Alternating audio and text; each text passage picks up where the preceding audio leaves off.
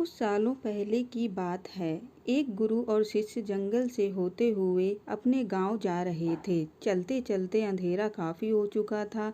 शिष्य ने अपने गुरु से कहा कि गुरुजी, रात काफी हो चुकी है, अगर आप कहें तो आज की रात यहीं आसपास के किसी गांव में गुजार लें।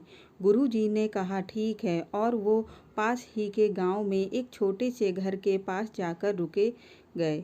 और घर के दरवाजे पर शिष्य ने आवाज लगाई तो उस घर से एक आदमी बाहर आया। तभी गुरुजी ने बोला, हम अपने गांव जा रहे थे, लेकिन काफी रात होने की वजह से हमने इसी गांव में रुकने को सोचा है। क्या आज रात हम आपके यहाँ रुक सकते हैं? वह आदमी बोला, हाँ क्यों नहीं, आप दोनों अंदर आ जाइए। अब जैसे ही गुरुजी अंदर गए, उन्होंने देखा कि उस आदमी के घर में बहुत ज्यादा गरीबी थी। गुरुजी ने उस आदमी से पूछा कि आप काम क्या करते हो? वह गरीब आदमी बोला कि मेरे पास बहुत सारी जमीन है। तो गुरुजी ने कहा, अगर तुम्हारे पास बहुत सारी जमीन है तो इस तरह क्यों रह रहे हो? वह आदमी बोला, यह जमीन किसी काम की नहीं है। गांव वाले बोलते हैं कि ये बंजर जमीन है, यहाँ पर कुछ भी नहीं उगाया जा सकता, और वह वहाँ फसल उगाना बहुत ही बड़ी बेवकूफ़ी है। गुरुजी ने कहा कि फिर तुम्हारा गुजारा कैसे होता है? उस आदमी ने कहा, मेरे पास एक भैंस है जिससे मेरा पूरा घर चलता है। ये सुनने के बाद गुरुजी सो जाते हैं, और रात में जब सब लोग सो रहे होते हैं तब गुरुजी अपने शिष्य को उठाते हैं और उस गरीब आदमी की भैंस लेकर अपने गांव चले जाते हैं। तो शिष्य ने कहा, अपने गुरुजी से पूछा, हे गुरुजी, कहीं आप ये गलत तो नहीं कर रहे हैं? उस गरीब आदमी की रोजी रोटी इसी भैंस की वजह से चलती है। गुरुजी ने कुछ नहीं कहा और अपने शिष्य की तरफ मुस्कुराते हुए आगे बढ़ जाते हैं।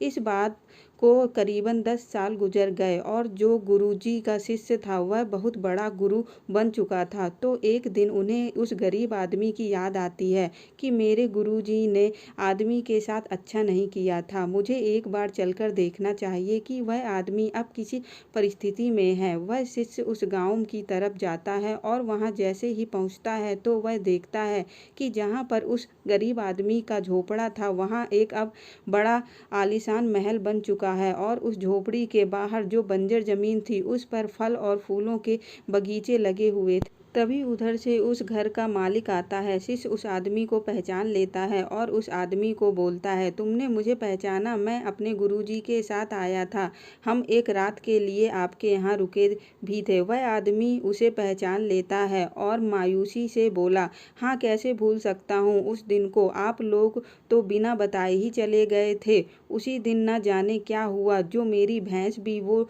न जाने कहाँ चली गई और आज तक नहीं लौटी। कुछ दिनों तक तो मुझे समझ ही नहीं आया कि मैं क्या करना चाहिए और क्या नहीं, लेकिन जीने के लिए मुझे कुछ ना कुछ तो करना ही था। तो कुछ दिन मैंने मेहनत मजदूरी शुरू करके कुछ पैसे इकट्ठे किए, और उन पैसों से मैंने अपने खेतों में फसल उगाई।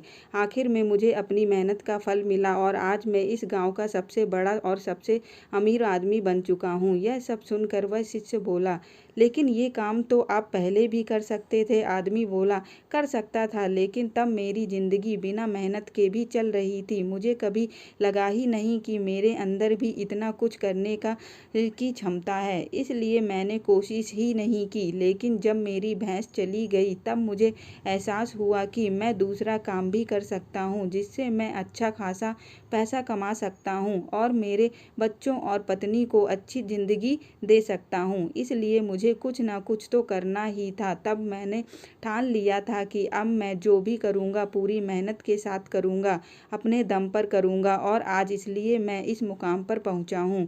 ये सुनने के बाद शिष्य की आंखों में गुरुजी के लिए आंसू आ गए, और उसे अब वो बात समझ आ गई कि क्यों गुरुजी ने इस आदमी की भैंस चुराई थी। दोस्तों, आप भी सोचिए, कहीं आपकी ज़िंदगी में भी तो कोई ऐसी भैंस नहीं है जो आपको एक मेहनत ज़िंदगी जीने से रोक रही है। उस भैंस ने कहीं आपको बांध कर तो नहीं रखा है? अगर आपको लगे कि ऐसा है तो आगे बढ़िए, हिम्मत करिए और अपनी रस्सी को काटिए और आज़ाद हो जाइए। जो आपके पास है उसे खोने का डर मत पालिए, क्योंकि आपके पास खोने के लिए बहुत ही कम चीज़ें हैं। पर सोचिए, अगर आप कामयाब हो जाएं तो पाने के लिए पूरी दुनिया आपके पास है। तो जाइए और उसे पाकर दिखाइए कि अपनी ज़िंदगी में एक सफल ज़िंदगी बना